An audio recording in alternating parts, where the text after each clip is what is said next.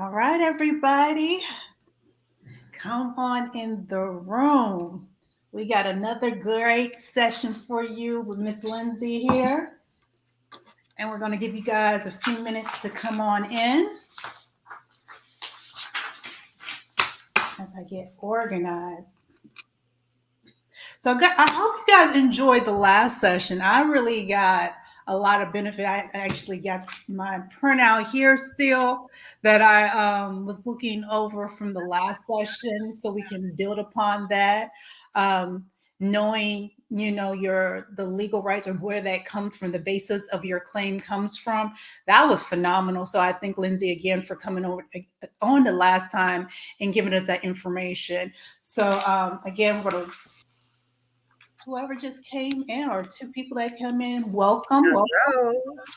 And if you want to say hi to us, just put it in a message. So just a little recap. So last week was the 7 ways of service connection, and Lindsay was telling us about the 38 CFR and where the information from there in each of the sections to find the information at. So if you need to get in touch with her regarding that, there was a link, and we will provide that link this time as well, so you can get in touch with her and she can send you that information over. From the last one. So we're going to get started.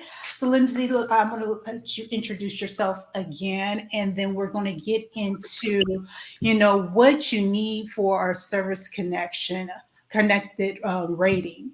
So I'm going to let you take the stage, Lindsay. All right. Hello, everyone, and thanks for joining. I am Lindsay Kinslow. I am a veteran advocate. I've been in this realm of work for about 6 years now, and I love it.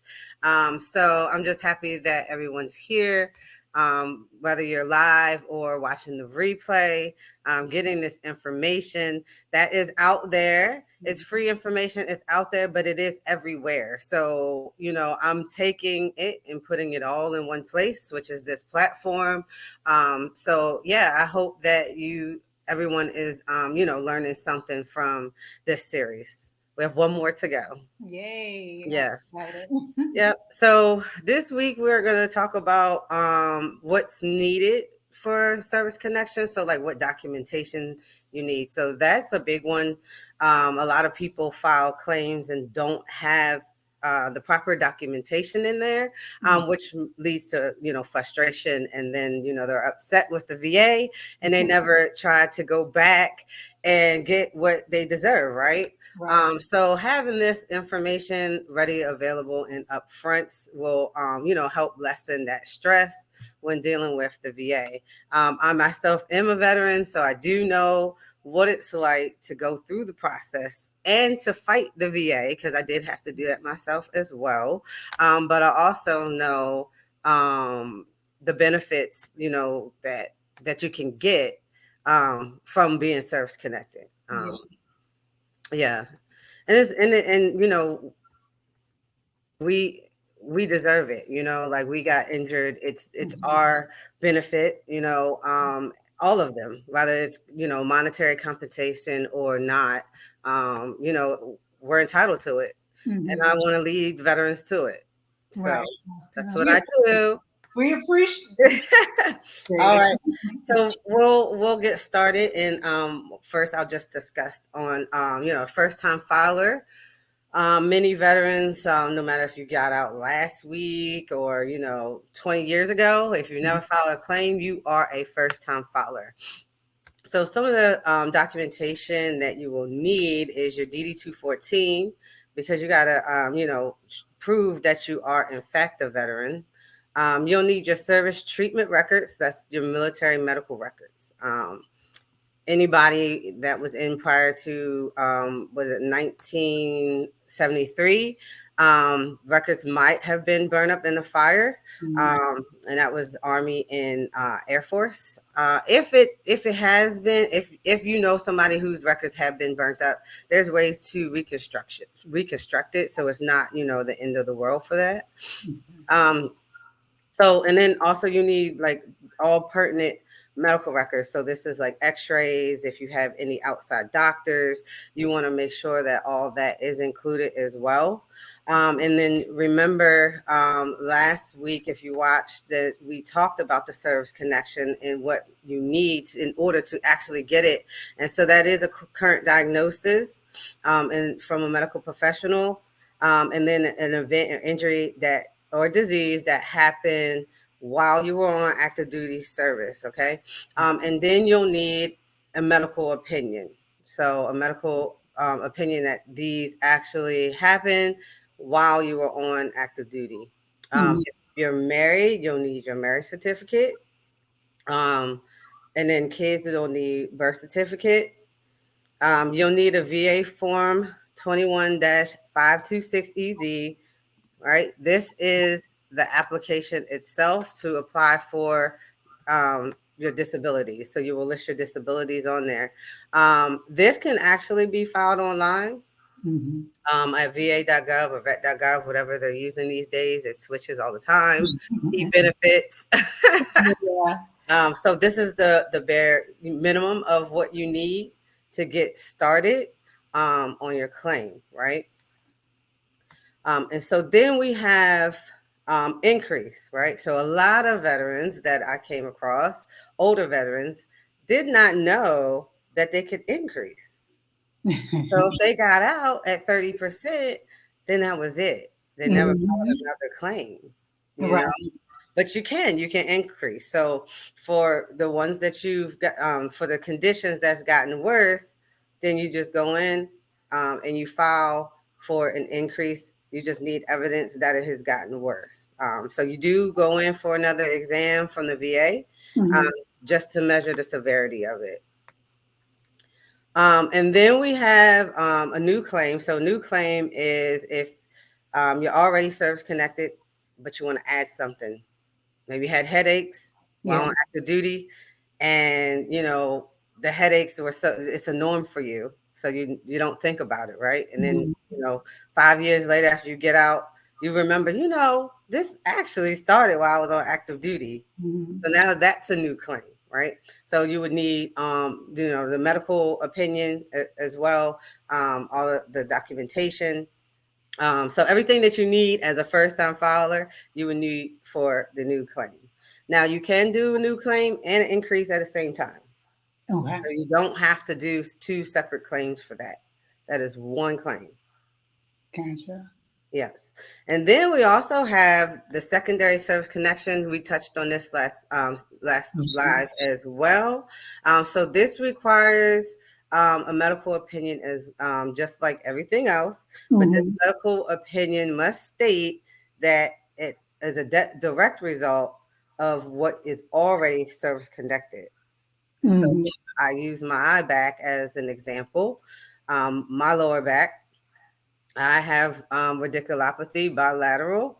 That is secondary to my back, right? Mhm. So if I did not file for that, getting out of the military, that would have actually been a secondary claim. And I bring that up because a lot of people that I know that have back issues have radiculopathy, but they don't put it together. Um, Mhm. yeah, so they're not realizing that it Yeah. is a secondary condition. Um, so then we have the supplemental. So this is fairly new. This came out a few years ago. So if you filed for service connection in the past and got denied, Mhm. then you have to file what is called a supplemental claim. So this requires new medical evidence. Okay. This is when veterans usually seek what's called a nexus letter. Yeah, I've heard of that. Could you Yeah. give me the detail about that? Yeah, so a nexus letter is a written medical opinion Mhm. from a professional doctor, preferably a specialist, Okay. um, just stating that this is a direct result of active duty service. A lot of times is I'll use headaches as an example, because it's so common, right? So let's say you were seen on active duty, and then when you got out, you never were seen again for your Mhm. headache. and 7 years later, you get insurance, because a lot of people, this is why they don't go to the doctors. They get, health insurance. Now they can go 7 years later and they're being seen for, headaches again, right? They Mhm. try to file again. And then the VA is like, oh no, because Mhm. 7 years elapsed. You haven't been going to the doctor. How Right. do we know that this is the same thing that happened 15 years ago or whatever in the Mhm. military, right? So now you have to go seek that medical opinion from a medical professional. So that is what the Nexus letter does. I can, I've heard a lot about the Nexus list because I was. It's interesting when you go into anybody that has filed, of course, you'll get that letter and they'll set up an appointment so you can get evaluated. But a lot of the times when you're looking into the credentials of those doctors, they're not the specialists for that area. I always think that is interesting, the doctors that they send you to. Not that they're bad, it's just that if you want to, I think the specialist route that you just said. So if I'm having an issue with my head, and then I look up the history of, or the credentials of the doctor that just gave me my evaluation, and they're a general practitioner specializing in, I don't know, something totally not related to Yes. that. I think that's very interesting. So I I like that you said a specialist. If you're going to get it, I can't speak on this. Lindsay's the expert in this area, but I think that like my injuries, I've had total foot reconstruction surgery on my foot. Then I had to have the secondary because they did the surgery wrong and all this other stuff. I would want somebody to specialize in that Right. instead of somebody just does general work, or I don't know. Yes. So That. So that process of the VA, so I know exactly what you're talking about, is when you go to your CMP exam. Mhm. There, yes, that process is, we'll just say different as far as the doctors go. Yes, I've seen, people, veterans get sent to pediatricians and, some more stuff. Um, Mhm. yes, yes. Hopefully they fix that. Right. Um, However, it can be, it could be in your benefit if the It VA, could be, yeah. right, if they send you somewhere and you see a pediatrician and you go for your back, right, and they render non-service connection. Yes, actually, that could be beneficial for you, as far as, it's going to have added steps, of course, because now you have to go and, file either a supplemental, Mm. um, or you'll have to, file an appeal. So yeah, but in the end, it would be, beneficial for you, if they did send you to a pediatrician. Mhm. But Mhm. hopefully they fix that. I really, really hope they fix that, because a lot of veterans, complain about it. Mhm.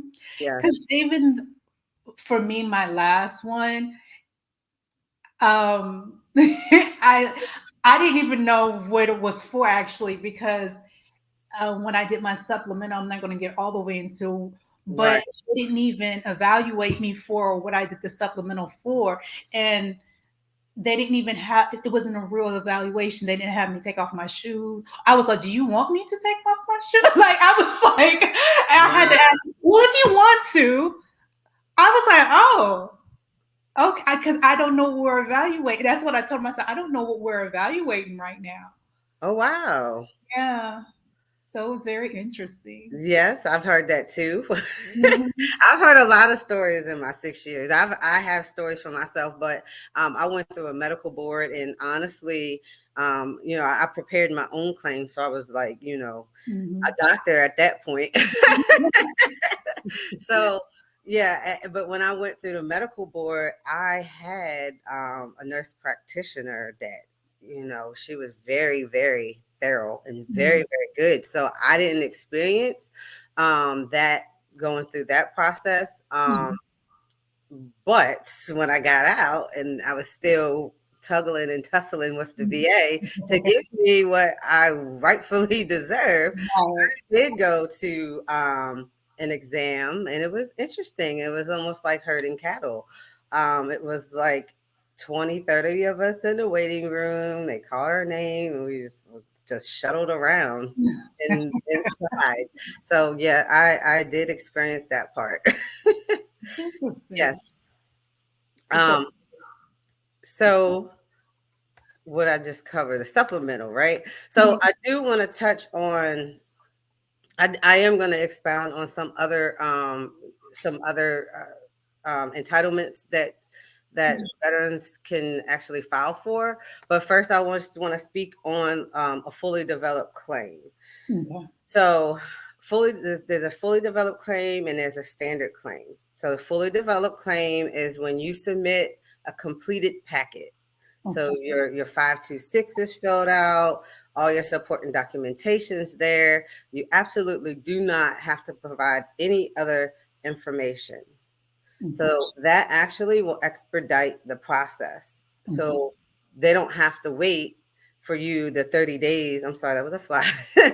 They don't have to wait the 30 days. They'll eventually ask you if you don't submit the fully developed claim, they'll ask you if everything's submitted. Yeah, they have to wait out a certain period before they can continue Mm. claim. So if you submit that fully developed claim up front, you admit that, right? Okay. So the second claim is the standard, and that's when you file the claim, but then you add additional documents. Okay. So if you file a fully developed claim and you add to it, Hmm. that will knock it down to a standard claim. Oh, okay. Gotcha. Yes. So I always tell people this is one of the strategies I use. If we do a fully developed claim and you find out, a week later that you want to add stuff, I always say, please wait until they at least schedule your appointments Gotcha. because they could delay that part too. Mm. Mhm. Yes. And one important part is if you plan on filing a claim, if you know today, right now, that you want to file a claim, but you're not ready, then you can file what is called an intent to file.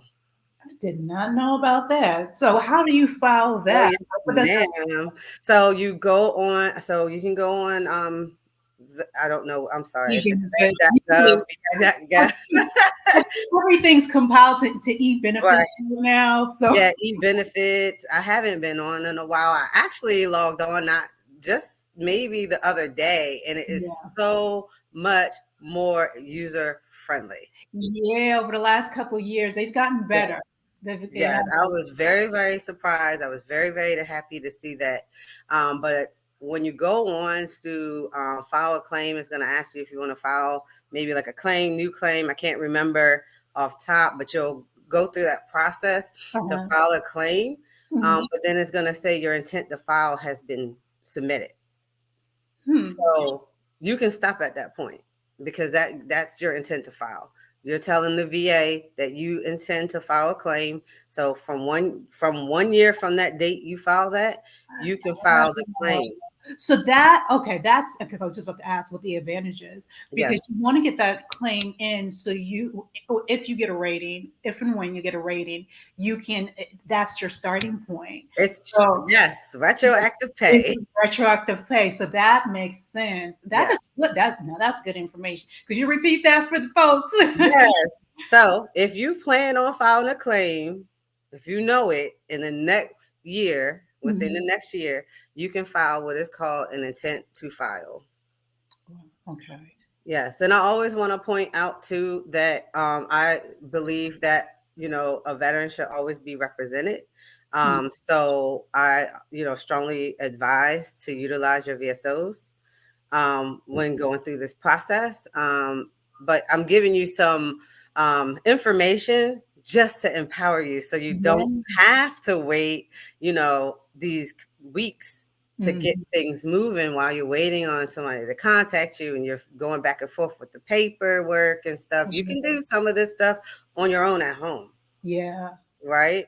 So maybe not if you don't feel comfortable filing a claim on your own, that's fine. But as long as you know what's included. So Mhm. even when you go through a VSO, having your paperwork together is going to make that process so much smoother for both of you. Yeah. For both of you, so you have all your paperwork there, and it's just a look over, just to say, hey, I would add this, or hey, we don't need this, and it makes everything so much smoother, even at the VA, That makes because we have to remember at the VA they're moving. Mhm. They're on Mhm. quotas too. What is that quote? Maybe you Mhm. can't speak to. Can you speak to that?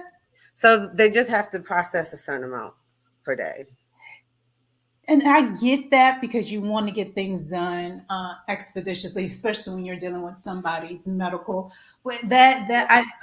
Now, I will say, working very, very closely with the VA over, 4 years, that there there are mistakes, of course, because it's a human behind Yeah. it, right? And it's a human having to determine, decipher maybe what the doctor said, and going against what you say. That's why I said, the more information that you have and everything's all together, the smoother it will go, and Yeah. it will help, lessen those Mhm. discrepancies, right? Yeah.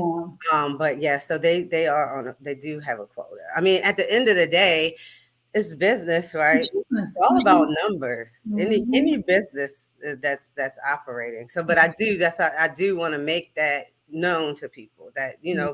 these people are on quotas. They do have to produce a certain amount per day, and if your stuff's not up to par, it might not be processed along as fast as you want it to be, because somebody has to keep going back and looking at your claim, but they can't but do it but some so long per Yeah. day, because Right. you got to keep it moving, right? Yeah, so again, the intent to file, Hmm. I strongly urge everybody who feels as though they're going to do that, Yeah. file a claim, to do that now. Not right now, but when so there are a few others that I wanted to touch on. That one is individual unemployability.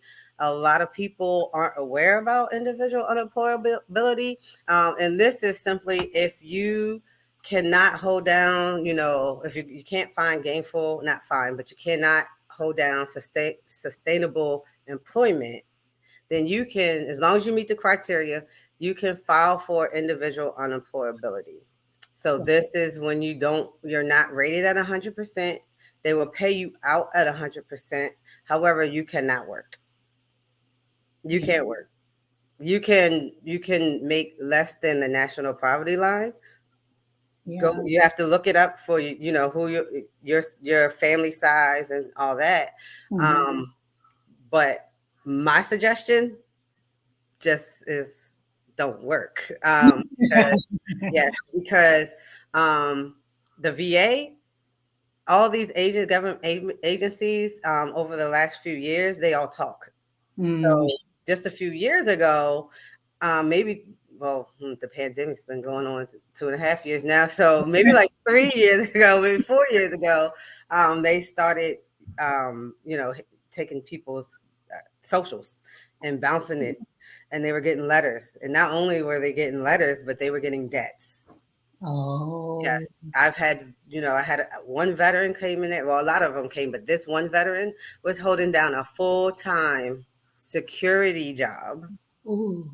Yes, armed security. So that just lets you know how much he was probably making, Yeah. for several years. And so, Mm. yes, and when it came back, they stopped his benefits, and he had a debt. And he came in my office like, "Can you help me?" And I'm like, "No, I can't not help Mm. you.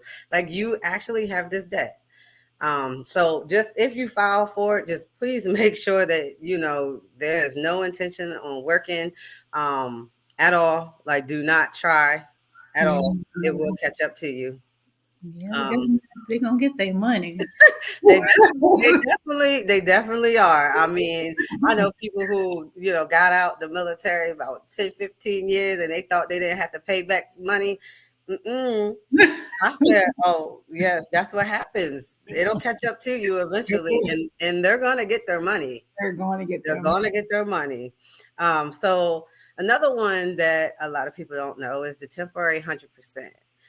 So this is if you have surgery or you're hospitalized for something that you're service connected for.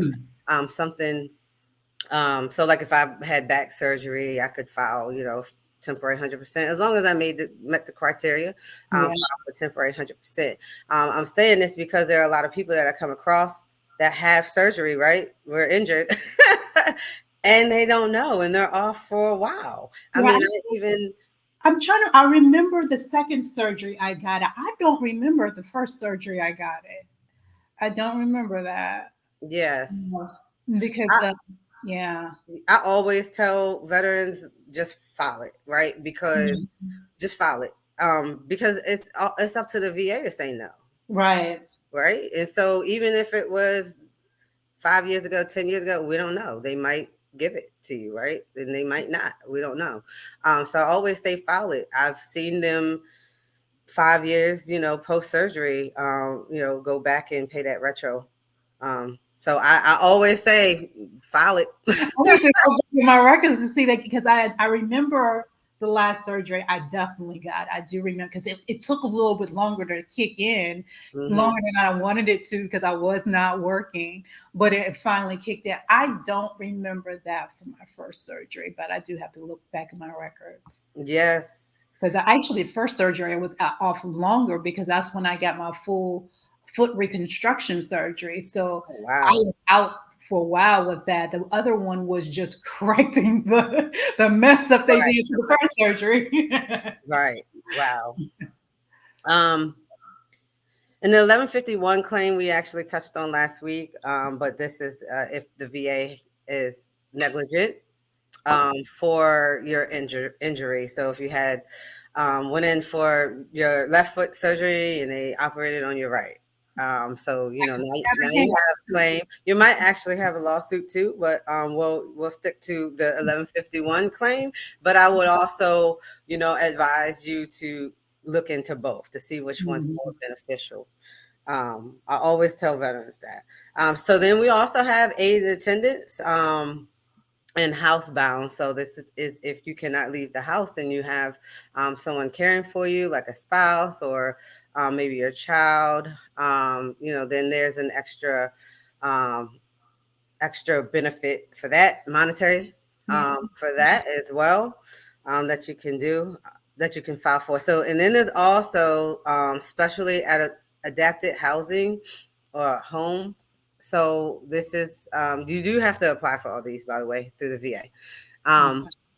So this is if you're disabled and you need something, maybe you're wheelchair bound and you need some reconstruction in your home. Yeah. You can file for that, and the VA may or may not grant it. But if you meet the criteria, they will grant it. And then we have for your automobile as well. So you can file for that if you need modifications to your automobile to make it drivable for you. You can do that as well. And then we also have the seriously disabled child. So a lot of people don't know that either. If you have a severely disabled child who cannot take care of themselves, you file for them and they will be your dependent past 18. Um, so those are a few that I wanted to highlight before I forgot about those because it's not actually, part of the application process. Yeah. Well, it could be, right? Service connection, but these are some of the benefits or some of the resources that are out there after service connection Right. that a lot of people aren't aware of. It's true. Even though, I mean, I have my love hate with the VA, but I do say that from other people, especially, I actually have a neighbor, one of my well, It's a couple. Both of them are veterans. The husband's in a wheelchair, and then he's been getting really good service. So, to Good. be honest, I feel like it's a hit and miss with locations too. Locations Yeah, do well. You can't not really look. So VA processes claims everywhere. So you have a regional office, yeah. but it's But not. I guess when I'm saying locations, the people at them, because it depends on, because I've lived in like outpost military, several states, and it's been hit and miss, really hit and miss of Yes. the care that you get. And Oh, well, what? Yes, the healthcare. Yes, yes. So interesting about the healthcare is each one operates different. So mm, they have different, yes. So they have different programs that they offer. So I hear this a lot. I mm, actually go, to Baltimore, mm, and I actually love Baltimore, VA. I didn't think that I would love them so much because I was the same. I'm like the VA. No, I'm not going to the VA. I have TRICARE. I have this insurance. I'm going. But as a veteran advocate, a real veteran advocate as myself, I utilize the VA because when I kept hearing these stories, I'm like, okay, I only go to primary care. Maybe I should start going a little bit more so I can understand what these veterans are actually going through on the healthcare side. So that's what I do. I, And yeah, I haven't been in years because since I'm sorry, Texas, since I've been in Texas, I have not had a great VA experience at all. From the wow, doctors being rude coming in the door, from yes, the people that work at the VA just being disrespectful, like people speaking out your like going against straight out HIPAA violations, speaking things about your medical record and about your medication out loud and act like this one and acting like it was funny. I was looking like, okay, that is not okay. yes. It's not. So I deal with that too. I deal with the disrespect, but as I say, as a veteran advocate, like I am a veteran advocate through and through and through, right? And I let them know. I said, you don't know who you're talking to. I am Lindsay, a veteran advocate. But and I say, look, I advocate for the veterans who can't speak on their behalf, right? Who can't get down here and get the care that they need, our older veterans, like Mhm. just all veterans. And if I'm going through this and I can navigate my healthcare pretty well, but if Yeah. I'm going through this, then what is everybody else going through? And so yeah, and so I file complaints. I talk to supervisors, like I do it all. And once I get on the phone with the supervisors, they realize like, oh wow, she actually cares. Right? I think that I need to do a better job at that because I was just stop going because I'm like I have my own health care. I'm like I don't really need to deal with this. Like, Right, but right. from your standpoint, I do need because I did a little bit better when I lived in Arizona because of what you just said. I remember going to a VA hospital and I was heated because things kept on happening to me, but I will always bring my appointment form. They print you out, they send it to you, and they were like, "You don't have an appointment today, according to this that you sent me in the letter. I mean, the mail. I have it." And I was seeing them do that to older veterans, and they come down like hours because they Right. to come down there and you can see the disappointment on their frustration. And I'm like, that's not okay. Cause I could probably guarantee you they had an appointment. You guys overbooked and then you are saying that they didn't. And you've done it to me. I just have my paper in front of me to show Right. you, yes, I had an appointment. Don't do that.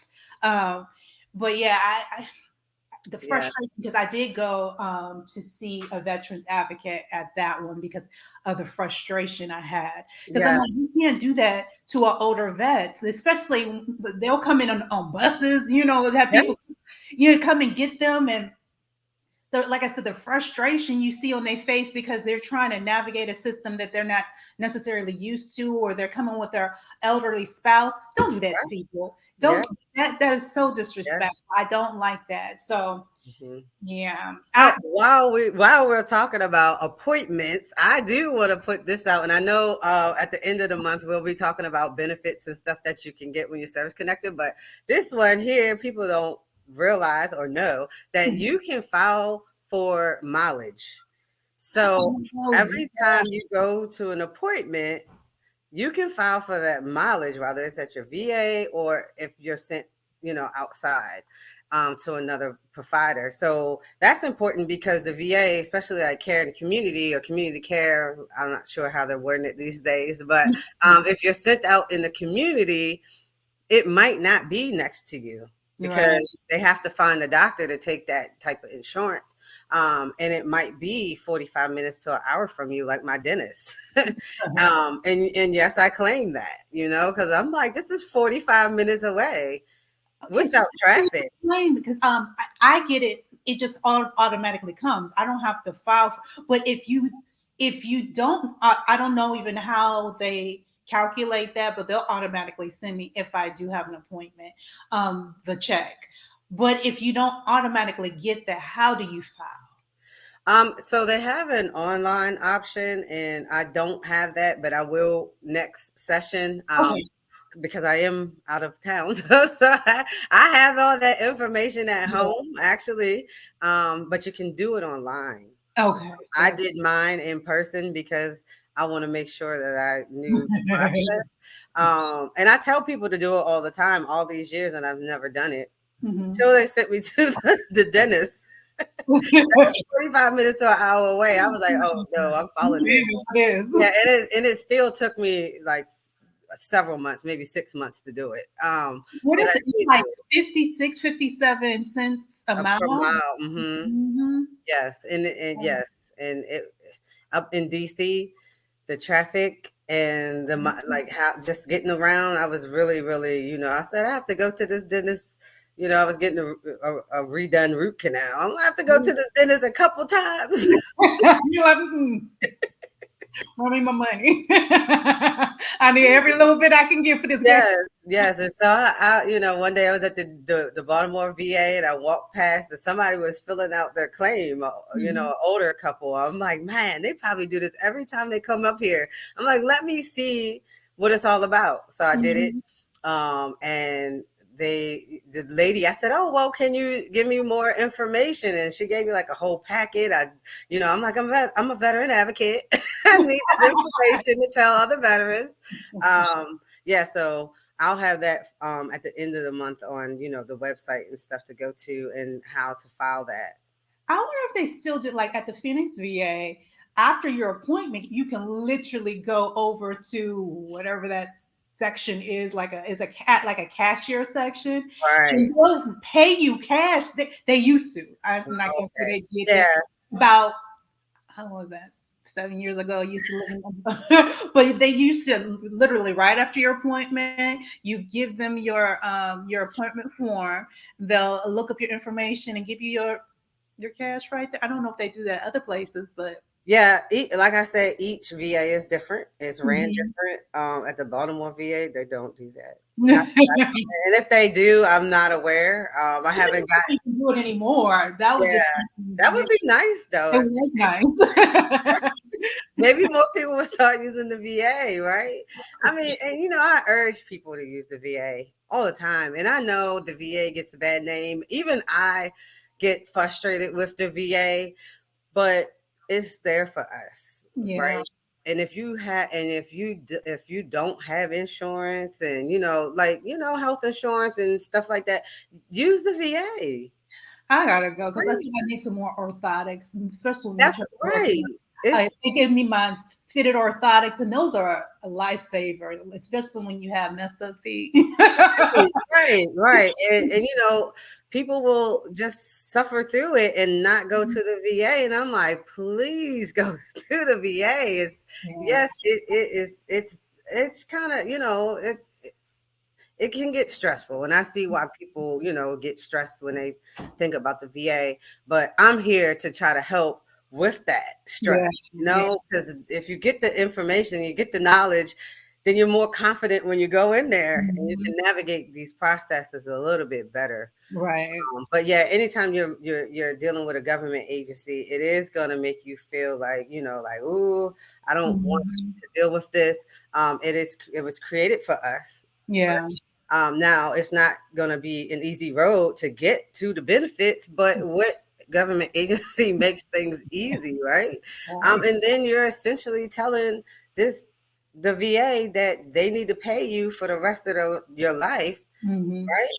But so they need to see why. They Mhm. need to see why. And you hurting your big toe, and now it hurts again. That's Yeah. not that's not going to cut it, right? Well, Yeah. how did you hurt it? Where did you hurt it? Where's your documentation?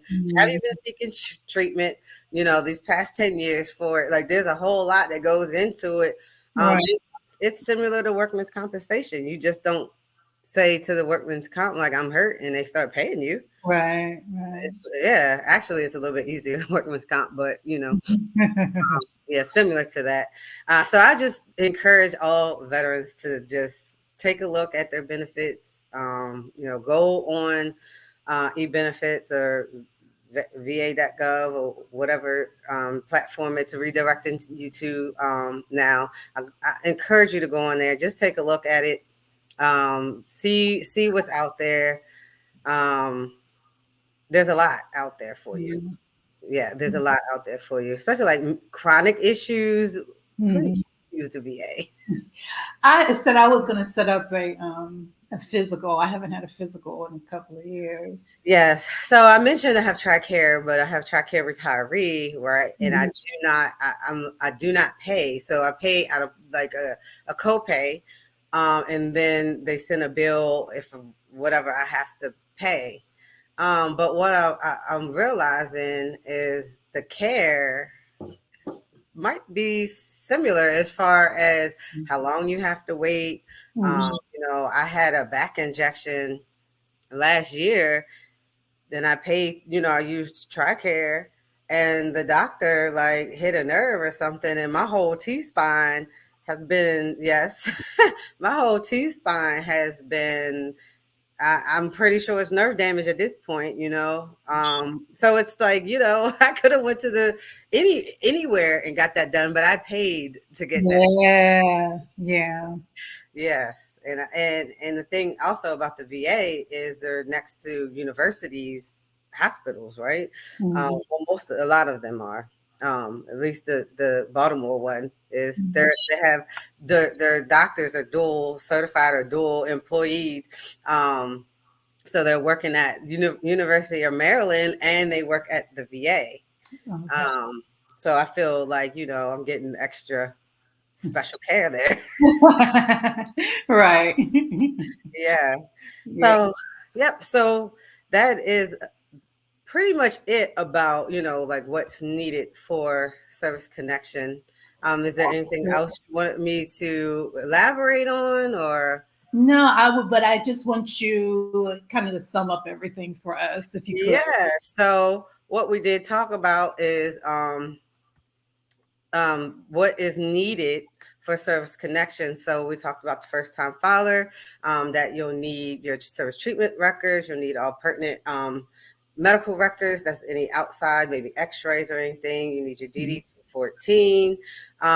You need a marriage certificate, you need the kid's birth certificate. You need what is called the VA 521, VA form 21-526EZ. And also, this can be found online. You can do this online. But I will say, this is my disclaimer, always seek expert advice through your VSO Mhm. before you file a claim.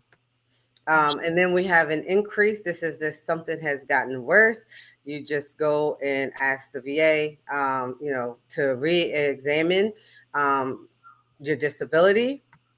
And then we have a new claim that's if you've been out for a while and you just remembered you wanted to file for something that you were service connected for, I mean, that not service connected, that you were seen for a while on active duty. This is considered a new claim. And that you do have to have all the documentation, the medical documentation, just as if you were a first time filer. We have the secondary service connection. This is if something, let's say your right knee hurts now because you have to bear your weight on it because your left knee, the service connected knee is left, and now you bear all your weight on the right. Now your right knee is hurting. That can be secondary. You do need a doctor to connect these directly. Then we have the supplemental claim. This is if you were previously denied. This requires new medical evidence. And also, it has to be relevant, and it has to be, um, it has to pinpoint to that disability, that it is a result of active duty. This is the stage where a lot of veterans seek out a nexus letter. Nexus letter is a thorough, written out medical opinion from a medical professional, preferably a specialty doctor. And we also touched on what a fully developed claim is. That is when you could submit a completed package to the VA. It has everything in there that you need. Your medical records in there, all your x-rays, your 526 application, everything. You don't need to submit anything after you hit submit. And then we have the standard. This is when you submit additional evidence after you submit the claim. So the standard claim, the fully developed claim will expedite the process a little bit. You'll save that time, that waiting time that the VA requires if you submit a standard claim. And also, we talked about the intent to file, which is very, very important. If you feel like you're going to submit a claim in the next year, you want to submit what's called an intent to file. That is, the pay is retro pay. So again, it's an intent to file, 1 year to file your claim. If you end up getting, compensation, a rating, the pay is retroactive. So an example is, right, let's say you file it on the last day and the VA takes 6 months to process the claim. Well, you just got 18 months of back pay. Wow. Yes. That's Important this the file is, yeah, right? very So, and then I'll also say, if you do have an intent to file that is about to expire and you don't have all your medical records together, please file that claim. Yeah, and submit what you can, because we still have the standard claim option. So you still have that time to submit those medical records. I see a lot of veterans that, don't do that. right. And then they miss that whole year. And then, 30 days later, they're like, oh, I want to file the claim. Yeah. Well, you just missed out on 12 months or now 13 months of back pay. Wow. That's how important that is. Real quick question. Does does the VA do nexus letters, or is something that you have to go to a civilian doctor to get? So I will be completely open and honest and transparent about the nexus letter. They're not as easy to obtain, especially through the VA. Because if I had, like what I explained to veterans, it's up to that doctor, but essentially, you are suing the government, right? So does that doctor want to put their name on, and you're suing their employer, right? Now, there are some that will. There are some that will. I've seen a lot on the mental health side, Right. that will, and are very helpful. I've seen that on the mental health side, not necessarily on, the other disability side. Gotcha. Yes. So, and then even a doctor that will write them, they do charge most of the time. I've seen that. Most of the time. Now, as long as the nexus letter is written properly and it's strong, Mhm. then I would say, yeah, it's worth paying for it if it's going to get you a benefit in the long run. Yeah. Um, but I don't, it's just really up to the veteran and what their end goal is with that. Okay. Yes. Well, great information again this Yeah. week. Thank Um, you. Lindsay, please put your information in the chat for us so people can reach out for that form because you had a contact form that you have for us last week. If you Yes. put that in there, that would be great. And if you need anybody, if you want to ask Lindsay some questions, she can direct you maybe in the right direction on to help you do your files as well. So if Yes. you put your information in there, that would be great. And this is another great week. We will be back with you next week with the end of The our. following week. Oh, that's right. Oh yeah. Let's clarify that. Um, The 28th. yeah, she's out of town doing business. So we're going to be taking a break next week, and then the 28th we will be back with you. So Yes. thank you all that had caught the live, and thank you all for those who are going to catch this on the rewatch. Um, Yes.